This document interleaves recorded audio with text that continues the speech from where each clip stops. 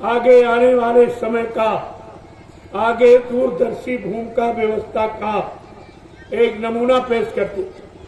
तुम्हारे सारे कपड़े उतरवा दिए, केवल लंगोटी से पीछे जनेऊ था और झंडा कंधे पर, इसके अलावा कुछ। और आवाज लगाई, चलो चलो जंगलवासियों, चलो जंगलवासियों, जल्दी चलो। तो सब लोग लंगोटीधारी सामने आके खड़े हो जाते थे और बाबा जी ने कहा, ये माँ बहन बेटियां हैं, इनके सामने ये लंगोटी लगी रही। भले कपड़े सब उतार दो, लेकिन ये जो सुरक्षा कवच है इसको बराबर धारण करिए। यही तुम्हारी असली कमाई है और लंगोटी ही महात्मा है। और आप महात्मा कहीं से, न आँख से, न कान से, न हाथ, न पैर, न महात्मा आप लंगोटी। जो लंगोटी का सच्चा महात्मा वो प्रभु को प्राप्त कर लेता है। लंगोटी का सच्चा पहलवान विश्व विजेता होता है। लंगोटी का सच्चा विद्यार्थी हमेशा फंसी हुई ना पाता। ये महिमा है। मैंने इसीलिए आपको फिर से पुनः वही आदेश मैंने दोहराया, मैंने दिया नहीं है, दोहराया कि आप लोग फिर से इस लंगोटी को धारो। ये चीज तुम्हारी अमानत, तुम्हारा शक्ति भंडार, उसको बंद करके रखो, उसको छिपा करके रखो। हमेशा खजाना छिपा के रखा जाता, क्योंकि तुम्हारा शरीर में जितने अंग हैं, आंखों से देख करके ले आते हो, कानों से सुन के ले आते हो, दांतों से चबा के खा लेते हो, अंदर जाता है, और पैरों से चल करके, हाथों से कमा के ले आते हो। लेकिन एक ऐसी इंद्री है जो निकाल के बाहर तुम्हारी सारी शक्ति को निचोड़ देती। इसलिए संत महापुरुषों ने उसकी सुरक्षा के लिए कहा, इसको पर्दे में रखो, इसको लगाम लगा के रखो, इसको सुरक्षित रखो। ये शक्ति का भंडार, यहीं से सारी शक्ति शरीर की निकल जाती है। अगर इस पर कंट्रोल, नियंत्रण कर लो, लगाम लगा लो, तो आपकी शक्ति बच जाएगी। यही शक्ति जीवात्मा को जगाने में, परमात्मा से मिलने में सहायक हो जाएगी। ये आपका सहायक, ये तो आपको किसी ने बताया नहीं।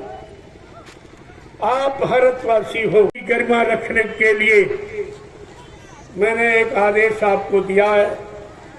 आदेश के आपसे प्रार्थना की है कि आप भारतीय वेशभूषा में आ जाओ, तो तुम्हारा मन खराब होने से बच। जो भारत की भारतीय वेशभूषा, कुर्ता पैजामा, धोती और कमीज, टोपी, ये आपकी भारतीय वेशभूषा। अगर भारतीय वेशभूषा आप पहरे होते, भारतीय सादा खान पान प्रयोग किए होते, तो तुम्हारे घर में, परिवार, तुम्हारे शरीर में कोई बीमारी नहीं होती। भारतीय वेशभूषा पहरे होते अगर, तो तुम्हारा मन खराब नहीं होता, न तुम खराब होते, न तुमको देखकर किसी का मन खराब होता, बल्कि सबके अंदर सादगी लाने की एक प्रेरणा होती। आप प्रेरणा स्रोत बन जाते, लेकिन आपने कुछ नहीं किया। किन विदेशियों को भगाने में कितनी कुर्बानी हुई, कितने लोग कुर्बान हो गए। अंग्रेजों को भगाने में कितनी माताएं निपूती हो गई, कितने बहनों का सुहाग लुट गया, चूड़ियां टूट गई, सिंदूर मिट गया। तब आपको ये भारतीयता मिली थी, लेकिन आपने तो सब खो दिया। अंग्रेज चले गए, अंग्रेजियत छोड़ गए। उनकी भाषा, उनका पहनावा, जो नंगा रहने का कपड़े पहने, ये सब नंगे, सब नंगे। अरे कपड़ा तन ढकने के लिए पहना जाता, न तुम्हारा मन खराब हो, न तुम्हारे अंग दिखाई देंगे कि किसी दूसरे का मन खराब हो। लेकिन ये सब नंगे घूमे, खासकर नारियां। इनमें ऐसा, यानी विदेशी उन अंग्रेजों की नकल ऐसी की, ये सब नंगे, सब। इसलिए इनके अंगों पर जब शराबी की, बुरे व्यक्ति की, व्यभिचारियों की नजर पड़ती है, तो तुम्हारे बच्चे बेचारी शराबी ही पैदा हुई।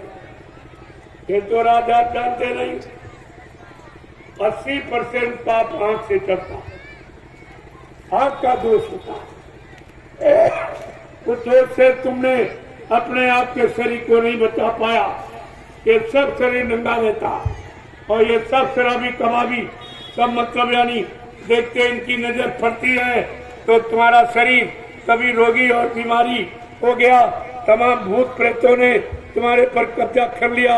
अब हटने वाले नहीं आए, बीमारियां जाने वाली नहीं है।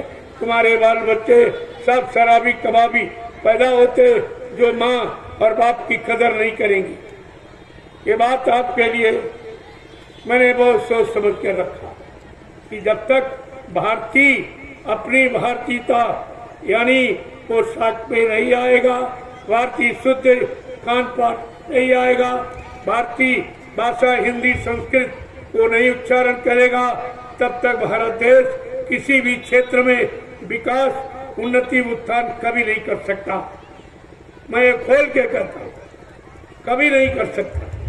तुम कितना जोर लगा लो, जब तक ये समाप्त नहीं किया जाएगा भारत में कोई अच्छा काम, कोई नवयुवकों को काम, नवयुवकों की बुद्धि का विकास और उनकी शुद्धता कभी नहीं। ये आपको विचार करके रखना।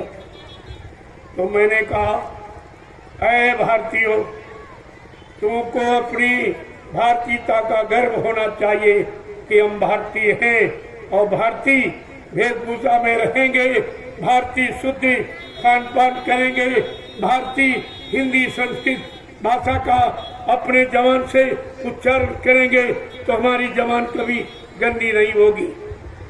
ये सब काम आपको करना, यानी कुदरत प्रकृति भी संयम में रहती है और जब तुम संयम में नहीं रहोगे तो प्रकृति का कोई लाभ तुमको नहीं मिलेगा। और वैसे मोटे कपड़े आपने नकल करके पहन लिए, ना हवा जाती ना प्रकाश रहता, तरह तरह की बीमारियां यानी चर्म रोग, खुजली, दांत, इनसे आप कभी बच नहीं पाए। ये सब देखा गया कि अपनी भारतीय वेशभूषा न पहनने के कारण आप कितनी बीमारियों से जूझ रहे, लड़ रहे हो, लेकिन सफलता नहीं प्राप्त कर पा रहे हो। तो मैंने कहा अपनी भारतीय वेशभूषा अपना आपके लिए अच्छा रहेगा। हमारे आसपास जो लोग रहते हैं या संत मत का जो लाभ लेना चाहते हैं, उनको भारतीय वेशभूषा तो बिल्कुल सादगी की, जिसमें कोई खर्चा नहीं। एक पैंट पतलून के खर्चे में आप 6 महीने ये कपड़े पहने, एक पतलून के खर्चे। पहले आप समझिए उसको, कितना बड़ा लाभ और तमाम बीमारियों से आपकी रक्षा, इसका भी ध्यान रखिएगा। और लंगोटी तो सर्वोपरि है, इससे बड़ा शरीर का कोई लाभ ही नहीं, क्योंकि यही अंग तो सारी शक्ति को निकाल के बाहर कर देता। तुम्हें कमजोर हो जाते हो, जब कमजोर हो जाओगे तो बीमार हो जाओगे, तरह तरह की बीमारियां तुम्हारे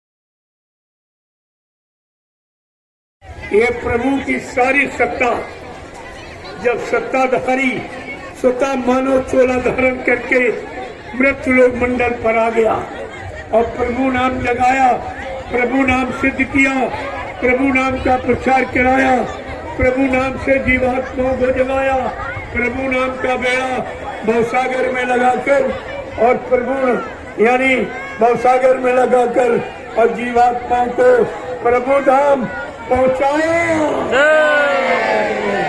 ये पहुंचाने का वादा किया। ये प्रभु नाम से जीवात्मा जाएगी और कलयुग में किसी नाम से नहीं जाएगी। सुरत भी जय मेयर सदार तन मन होवरा। सुरत भी जय मेयर सदार तन मन होवेरा। मेरा जीवन सुफल जाय तुम गुण गाओ सदा। मेरा जीवन सुफल होई जाय तुम गुण गाओ सदा। मेरा जीवन सुफल जाय तुम गुण गाओ सदा। मेरा जीवन सफल होई जाय तुम गुण गाओ। मैंने कितना अच्छा किया, कितना बुरा किया, कितना पाप किया, कितना पुण्य किया, कितना सुख किया, कितना अशुभ किया। वैसे शैतान मन किसी से मानने वाला नहीं है।